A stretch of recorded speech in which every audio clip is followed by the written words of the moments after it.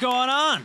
We got a loud one today. A lot of fans in attendance. This is going to be fun. We're coming to you live from the corner of 4th and Broadway here in New York City. And our guest today has accumulated over 200 million streams online for their music. She's about to head out on tour in 2 days from right now if you're watching us live. And the new record, which they're nice enough to bring me there you go, right there, is out and available everywhere, on vinyl no less. It's called The Sun Will Come Up, The Seasons Will Change. Please, let's give the warmest of build welcomes to Nina Nesbitt. Hi, everyone. What'd you bring to stage? You got a little cocktail going on? It's gin and cranberry. Nice. Is that the drink of choice typically? No, but there was no tonic, so I just thought that'll do. That'll do. I'm going to the game. I want to apologize. Ice hockey game. So I'm like, Yeah. getting ready. Hey, we are live and ready to go. Let's first apologize, though, that I held this up upside down. So It's all right. It really is. You can hold it side by side here and go to the wide shot. I just assume you must have been so cold because all I hear about when music videos are shot in water, that for some reason the water always has to be freezing. Is that true? Yeah, it was freezing, and I also had a chest infection. I was like so ill, I was like, hurry up. So you were already sick? Yeah. Wow. So it was fine, really. Yeah, I love the title of this record, The Sun Will Come Up, The Seasons Will Change. That is quite noble of you, Nina. What life events led you to discovering this lesson? Quite a few.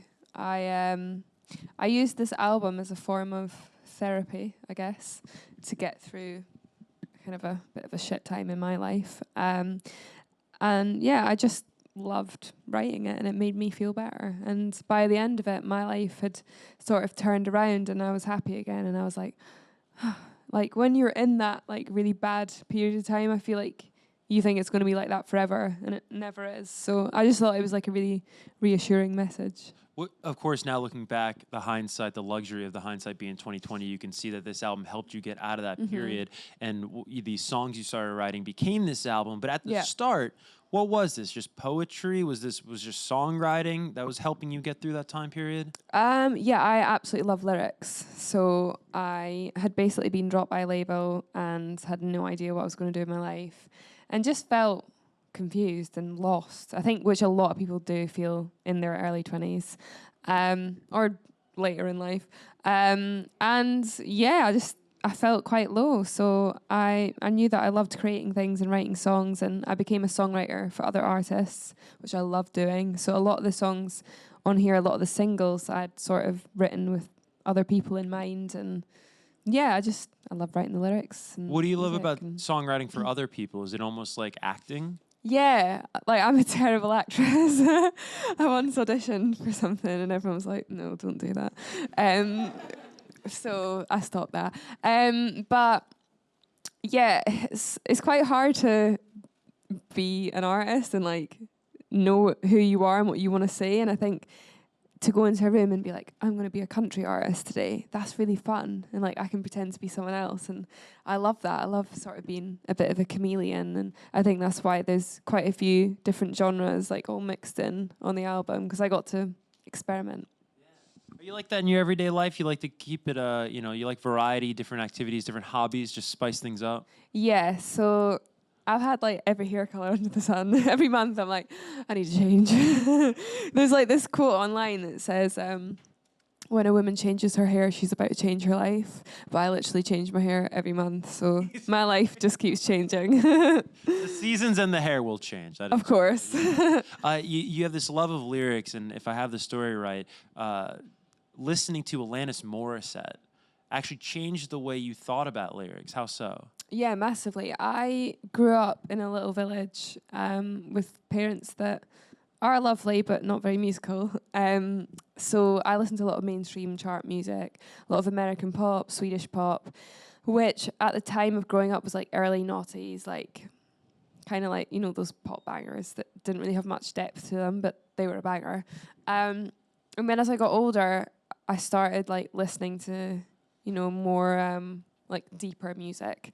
And I discovered Alanis Morissette, and I was like, oh my God, this is so raw and real, and I'd never heard music like it. And the way that she writes her lyrics, they're almost like a little bit inappropriate at times, and I love that. And I think that's genuinely how people feel, even if it's something that you don't want to admit, like we feel it. So I heard you say that Jagged Little Pill, her debut album, is actually your favorite album.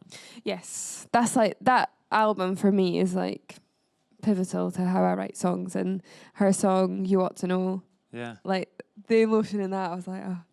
So that inspired my song, "The Best You Had." Wow. Now, I don't know if you have a favorite track off Jagged Little Pill, but I think the irony of that record, I love that record too. My favorite song off it is actually the hidden track. Do you know about this? No. It's called Your House. Okay. I don't think like- I've actually heard that. Oh, it's amazing. Well, I'm a fake fan, clearly. The joke of it is, the whole album is very autobiographical. You talk about how honest the record is and or her lyrics are, and then Your House is probably the only non-autobiographical song. It's about her breaking into her ex's house and like going through his things. And Love that. but it's so raw, even if it's not about her, that it's great. Okay, I like that. I'll need to check it out. Check it out. Speaking of the early noughties, by the way, I'm gonna start using that. I feel like we don't know what to call the 2000s. The noughties. The noughties. Maybe it's a British term. No, it sounds I like quite it. British, doesn't Yeah, it? we're getting nods for the British term. The noughties. But there's a song on here called Love Letter that I Yes. don't know if it's influenced by the early noughties. Yes. But I love the vibe on that. It almost gives me like a you. Blue Cantrell, J-Lo kind of thing going on. Okay, I'll take that. Yeah. That one I wrote the week before the album had to be handed in, and Loyal to Me was out, and people seemed to be really liking it, and it was on the radio, and I was like, oh my god, I don't have another song like this, and it kind of sticks out on the record. So I wanted to write a follow-up. So Love Letter, I would say, is Loyal to Me's baby sister, and it's an ode to 90s noughties pop R&B, like Destiny's Child, people Yeah. like that, TLC. Totally. We got a TLC Banty, by the way. I don't know if you can see it. It's pretty I love awesome. that. Yeah. Very appropriate. Little throwback. The song that we played your video for, Is It Really Me You're Missing, for the studio audience. And you tackle a very complex issue that we all go through in relationships where, like, it's almost the question of, like, does this person really like me, or does this person like how I make them feel, right? Yeah. And how do you differentiate between those two things when trying to date? I've had a boyfriend for 3 years, and I count myself very lucky Yeah. because when I was single, it was a nightmare.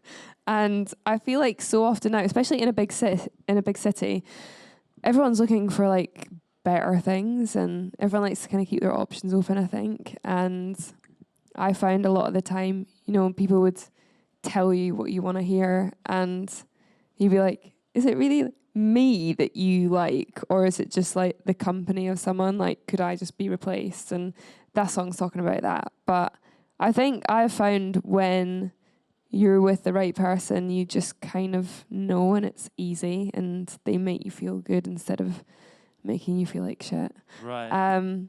Yeah, I think it should just be easy. You shouldn't get that horrible anxiety that's like, they haven't texted me in 3 hours. Do they still like me? Yeah. Do you know what I mean? That sort of search for something better, do you find that to be like an American sensibility, or is that you saw that all over the world? Oh yeah, all over, I think. Yeah, I think it's just just young human people. nature, isn't it? And I think Yeah. our generation as well, like, we have so many options. We have online dating now, which is terrifying. And yeah, everyone looks fit on Instagram now. So A lot of competition out yeah, there. there's competition. So I guess in the theme of the song and you being in this relationship for 3 years, what was the sign for you that it was really you that they were quote unquote missing, that it was really you they liked? Well, we have a lot of history. Me and my boyfriend have kind of been together since I was 18, so we already knew that we liked each other. So I guess that was kind of handy. People say don't get back with your ex, but I actually think it was good. Really? Yeah, because we knew each other. I don't have to go through all the like stages of like, who are you? Are you really who you're pretending to be? Do you know what I mean? I'm like, I Right. know you. Do we like each other? Yeah. Right. Easy. Oh, all right. Yeah. Happy to hear. Do you have a favorite personal track on this record? This is going to sound really cringe, but it changes all the time. Does your Yeah, I really like it. What is it today? Probably Love Letter. Okay. But Why? Because I just said that? no, I think it's just like upbeat and it's fun, and it was like the latest one to write. But a lot of fans online seem to like things I say when you sleep. Yeah. So I'm interested to know why. I like it, but Do you guys have any votes for the next single? Any thoughts? they don't want any more singles. We'll come back to you. We'll come back to you. Taylor Swift is the reason you picked up a guitar. Is that true? I read that. I was 15 and I heard the Fearless album, and I was like, wow, this is good. And she's got that song 15. You're like, this She had a is me song called right 15, now. and I remember hearing it in the back of music class in my little village, and me and a few of the girls had found out about Taylor Swift, and we were like, oh my God, she plays a guitar. I could go out and get a guitar tomorrow and learn how to play it. And that seemed exciting because, as I said, there was not really anything around where I lived. There was no studios or people to collaborate with. So it just seemed like attainable, if you know what I mean. And I found it really inspiring. When did you move to London? Because you grew up in Scotland, right? Mm-hmm. Yeah, I moved to London when I was 17. Okay. And is that, you live in London still? Yeah. Do you find, I want to ask an artist that lives over there, because just me as a music fan, I feel like the music scene right now is far more eclectic over there. I think the story right now in America is it's hip hop, hip hop, hip hop. But then if you look at the official chart over there in the UK, it's pretty eclectic. Yeah, you do have hip hop, you know, Post Malone's up there, but Ariana Grande's up there. Yeah. There's some great rock that's up there. Yeah. Do you see a difference?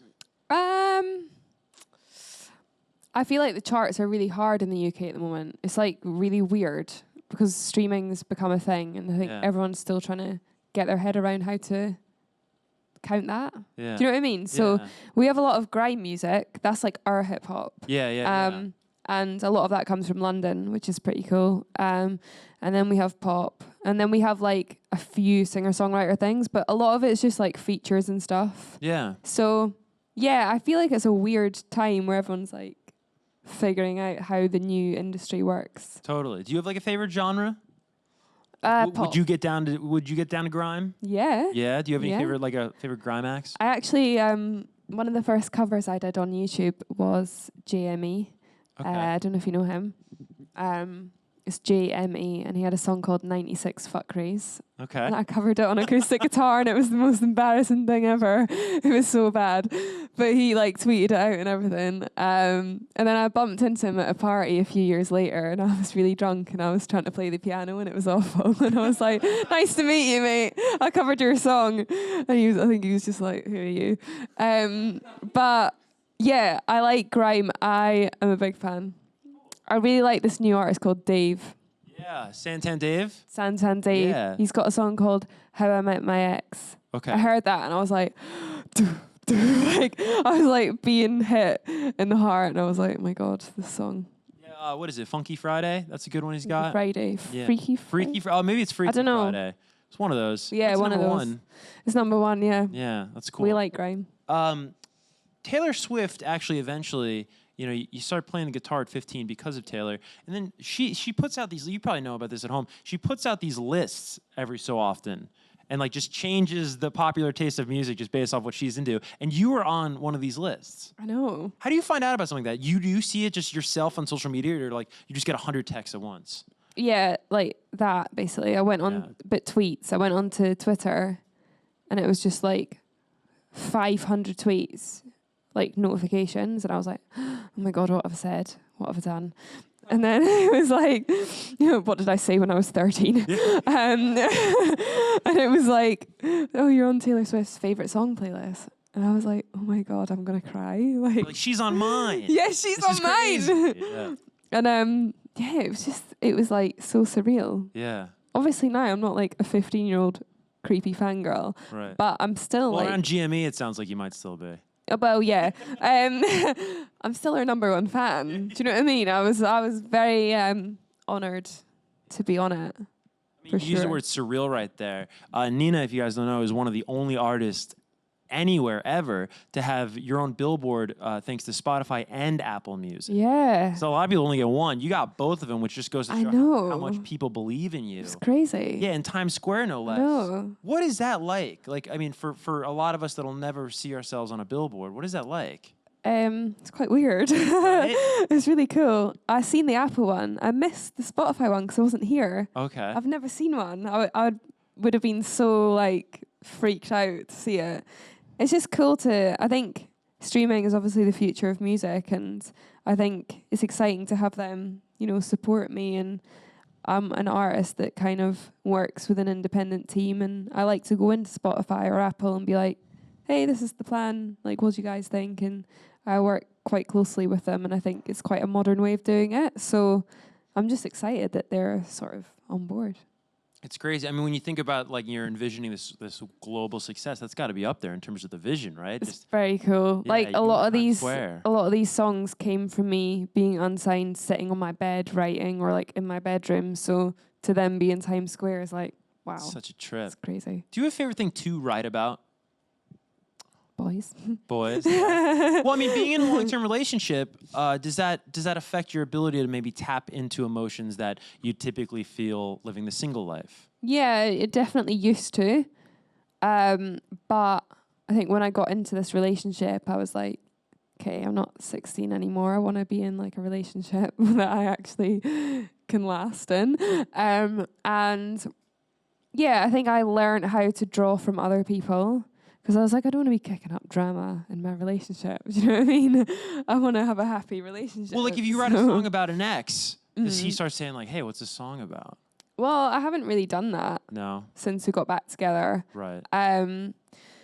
But you know, like I write a lot about my best friends. I feel emotions really deeply. So if my friends tell me something, like The Best You Had was written about a friend, Loyal to Me was written for a friend, Is It Really Me You're Missing was inspired by a Whitney Houston song. So to me, it's like they haven't directly come from my life, but I can really feel them and relate to them at some point in my life. So yeah, I don't know. I love feeling emotions. Yeah. So many unique things have happened to you. Like, I feel like there's so many questions that could only be asked to you, you know, whether it's like seeing yourself on a billboard or just these amazing experiences. What is it like just having a very popular song written about you? Is that a little, I mean, is that almost similar to when your notifications go crazy? You're just like, oh my God, what did I do? Well, I knew it was coming out. It was written when we were together, so I kind of knew it was coming out. Okay. So I wasn't like, oh my God. Well, actually, I knew it existed. I didn't know it was coming out. But then, whatever, like, I've written songs about other people. Right. So. And it's kind of cool at the end of the day, you know? I think, you know, a song is a really cool thing because it documents a moment of time that won't happen again. Do you know what I mean? Like, whether it's a love song or a song about an experience or a place you've been, like, it's there and it's documented forever. And I think that's kind of cool. Yeah, it's like a gift in a way. Yeah. You know?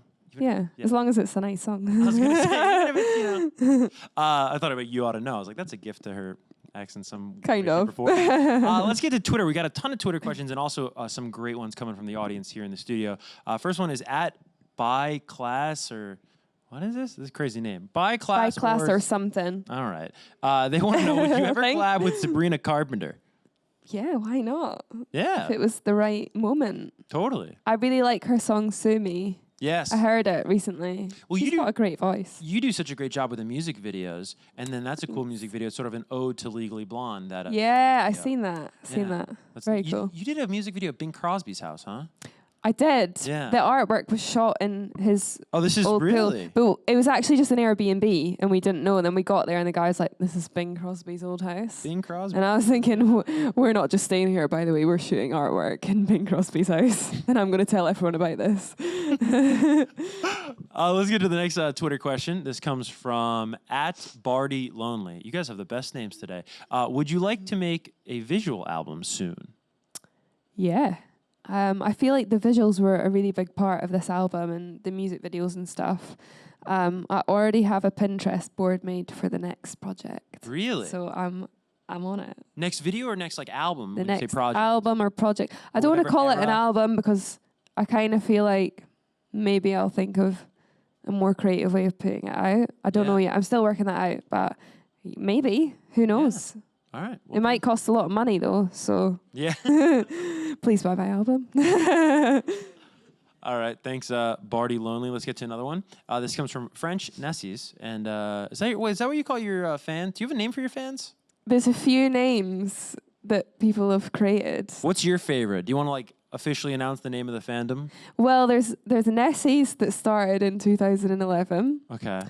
There's Nesbians that started in 2013, which I think is kind of cool. That is cool. And there's Petals. Petals? Which is a bit soft, isn't it, really? Is that inspired by these? Yeah. Okay. That's cool. I don't know. People can just pick and choose. Call themselves whatever the heck. As Yeah. long as they buy the album, right? As long as they buy the album, so I can make a visual album. All right, this question comes from French Nessies. They've gone that route with the fandom name. What has been your favorite moment since the release of The Sun Will Come Up, The Seasons Will Change? Other than right now. Well, right now, obviously. I want to be fair. Favorite moment since the album came out? Probably, I know this sounds like really cliche, but probably seeing the reaction. Yeah. I was so nervous about getting bad reviews, and I don't know why, because it doesn't really matter what other people think, but it does. I was so scared, like, to get a bad review, because this album, like, means so much, and I really like it, so I was like, oh, I hope they don't dislike it. Yeah. So getting good reviews was, like, it felt, like, as an artist, like, quite a big achievement. Like, I was really pleased with that, and then the fan reaction was... I couldn't even look at my phone. Like, I had to come off my phone. It was crazy. Yeah. Yeah, that was like all I wanted, basically. Just people to enjoy it. There's like something comforting about that if Nina can be self-conscious about as good as an album as this is, Thanks. that it's okay that we're self-conscious. I was freaking out. Are you the type that you'll go on like Google and just keep refreshing the day of the album, who's writing about it, No, they actually at you in the tweet now when they tweet out the review. Really? And I'm like, oh, I don't want to read it. Yeah, the confrontational route. We have so many fans in attendance. Let's get to a couple questions before our time runs out. The first is going to come from over here. Hi. Hi. I want to know what inspired the aesthetic of the album. So I spent a lot of time on Pinterest. I'm there most nights, I'm not going to lie. I am a Cancerian, so it's obviously a water sign, and I just love being by the water. I feel really creative by the water. The title track, The Sun Will Come Up, The Seasons Will Change, I wrote that by the pool at my gym in London. And I don't know, I love being by the water, whether it be the sea or... I just find it really calming. So I knew I wanted water. And then the flower, I knew I wanted to find something that would be a logo. And I had a few options. I had like a tooth at one point, and I don't know what I was thinking. But I eventually settled on the lotus flower because it kind of symbolized the journey of the album for me. It's a flower that grows from a really dark, muddy place into something beautiful. I just thought it was really nice. So I thought, right, water and flowers. And I had the idea of being fully submerged in the water with flowers above it. And that was to represent that the world is always beautiful around you, but you don't always see it. And then I was like, that is morbid. So I'm going to be above the water. And then literally like the week before this, I seen the Gucci Bloom advert on TV. And I was like, okay, I'm stealing that. So that's what inspired the video and the artwork. It's a very long story, sorry. All right, a couple more questions before we run out of time. The first or second one, I should say. Hi, Hello. So how did you know The Sun Will Come Up, The Seasons Will Change was the perfect title for your album? I had a few titles. I had that title, and I also had a title called SW6, which is the postcode of the area that I stayed in where I wrote all the music. And I quite like that. But now I'm like, I should have picked that because it's much shorter and easier to promote. But I thought I wanted something that represented the lyrics on the album. I think it's quite a lyrical album. So I wanted a long title. And I thought it just summed up everything that I was saying in it. And the day I decided, this is a really weird story, I was in the Birmingham Academy. It's in the UK. It's a venue. And I was in a yellow dressing room, and there was writing on the wall. And I was literally sitting trying to decide the album name. And I went up to see what the writing was. This sounds so fake, but I swear it's true. I went up to the wall, and someone had written on the wall, "Changing Seasons." And I was like, oh, fuck, that is weird. Like, that's so weird. It's obviously like a band's name or something. But I was like, I'm taking this as a sign. And that's how I picked it. Also, you're talking about old school like '90s, naughties R&B. Yeah. SW6 would be like a great name for a girl group. Yeah, it would, wouldn't it? Yeah. Maybe I need to find some girls and join a group. Sabrina Carpenter, you. We just need a What third. can I say? All right, we have time for one final question. It'll come from right over here. What inspired you to start making music?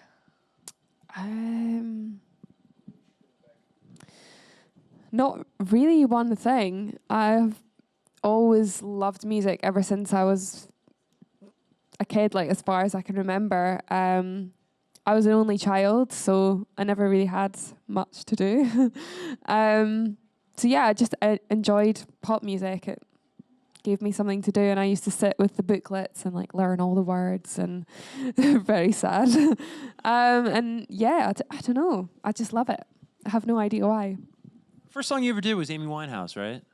I covered Valerie at the school talent show. Right. And then I was like, I am never performing again. That was terrifying. How old were you? Like 14. 14? Maybe. Wow. Yeah. It's quite the first song. I know. Confidence. I did it with my friend Claire. That's awesome. Claire's actually a great singer, like naturally a great singer. So I feel like she carried us through it. Nice. Shout out Claire. Shout out to Claire. You're watching right now. I always shout out Claire.